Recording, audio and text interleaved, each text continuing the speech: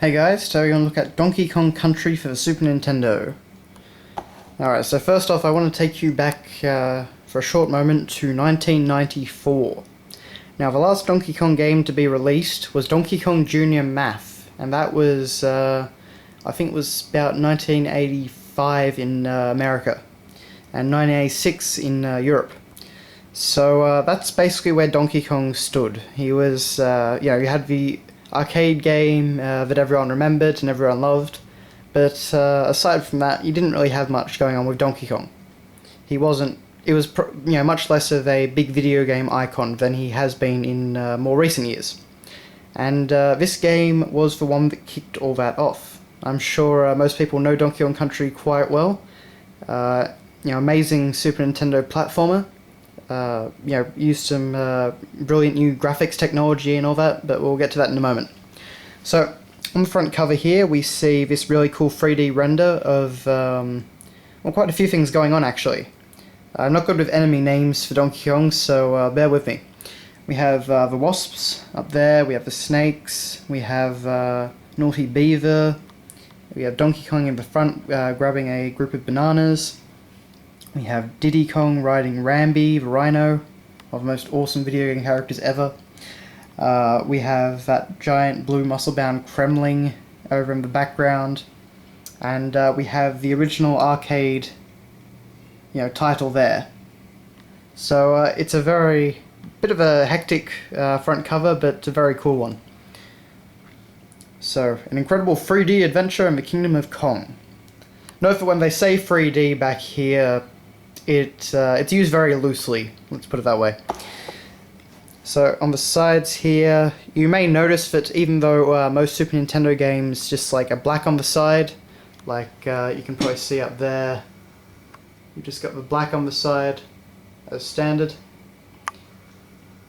Well, on this, the entire thing is green and covered in jungle, plants and that sort of thing. So it certainly stands out on your shelf. Nothing too interesting on the sides though, just the title over and over again. So on the back here, we have Madness and Mayhem in this 3D Gorilla Thriller. And a description of all the different things. So, the most amazing 3D graphics and incredible sound ever. The biggest Nintendo adventure yet at an incredible 32 megs. Yeah. I don't know, for people that aren't good at sizing, that's, I don't know, maybe 7 or 8 songs depending. Starring Donkey Kong and introducing his sidekick Diddy Kong. Battery-backed memory saves your progress. Yep, even in 1994, still a feature. And over 100 levels, including tons of secrets and hidden bonus levels. But another thing, it's a bit hyperbolized. When they say 100 levels, there's really about, I think, 30-something. But you've also got all these little bonus rooms which are like mini-games and such. So they add up to 100. And over here, of course, we have screenshots of the amazing 3D graphics. That's real time, kids. All jokes aside, Donkey Kong Country, it still looks really, really good. It's got a really cool atmosphere to it that is surprisingly dark in some ways. Everything looks very dark and gritty, and not what you'd really traditionally expect for a Donkey Kong game. It's something that I really missed in Donkey Kong Country Returns recently. But putting the box aside, we have, of course, the standard consumer information precautions booklet. And we have the manual. Now, this is a really, really great manual. So, as I said before, back in 1994, Donkey Kong Jr. Math was the last game. So, what this manual basically does is it builds up the entire Donkey Kong universe from scratch, basically. And it's all the different pages are annotated by Cranky Kong, doing with some really great comments like. Look at this fancy box, look at the size of this instruction manual. You don't think they would have gone to all this trouble if the game was any good, do you? So loads of little things like that throughout the manual, which are pretty fun. And this is one of those surprising things for me. You actually have 4 pages of, properly written narrative, setting up the game, and doing a few things like Donkey Kong and Diddy Kong both talk, and we get a link. It is explained that Cranky Kong is the original Donkey Kong, and that the current Donkey Kong is Donkey Kong Jr.'s son. So yeah, you're only reading this because you're bored. But it's really an interesting read if you're interested in that sort of thing. Very well written and pretty clever, pretty funny. It even explains why Diddy Kong is found in a barrel, which I thought was rather impressive.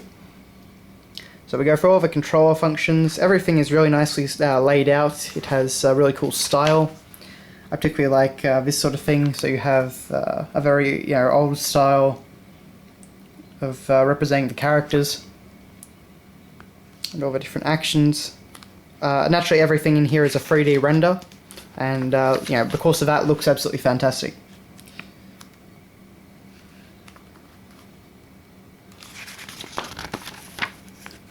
Barrels and kegs. But wait, there's more. Goes for bananas and one-up balloons and animal gold statue things. Donkey Kong Country Atlas even. So we go through all the different locations in pretty good detail. And we've got all these great 3D renders. So there's Donkey Kong's house and underwater with On Guard for swordfish. You have a factory, the Arctic, you have a treetop village, the caves, the temples, and the mine shafts. So all the renders look really great, and there's a lot of detail put into everything. Everything has big descriptions describing characters' abilities and specific quirks of areas, and it's just a really great manual. And down here we have the Kong family. And this goes through all the members of the Kong family at the time. So in addition to Cranky, Donkey, and Diddy, we also had Funky, and we had Candy. Possibly the weirdest thing to ever come out of Donkey Kong. They tidied her up a bit for the N64 days. And then we get to the baddies. So all the different enemies. And there's, again, there's so much detail in this. We've got Zinger, Manky Kong, Mini Necky, Army, Slipper. We've got King K. Rool, Critter, Crusher, Clump, Claptrap, Rock Croc. And all of these guys have descriptions, which tell you basically how to deal with them. And we also have a page of underwater enemies. So all the different sharks and squid, octopus, or croctopus rather, clambo, all that stuff. And we have Cranky's advice. And this page, which is kind of handy, nothing that amazing really. And he explains it all. Well, Sonny, in my day we didn't have all this newfangled gameplay like in Donkey Kong Country, no siree. You game players today are spoiled by all the pretty pictures and stereo sound, when all you really need is great gameplay. Which is actually a very, very applicable statement in modern gaming. And over in the back of the manual here, we actually have something that I have never ever seen in another game manual. And that is a one-page thing on the making of Donkey Kong Country.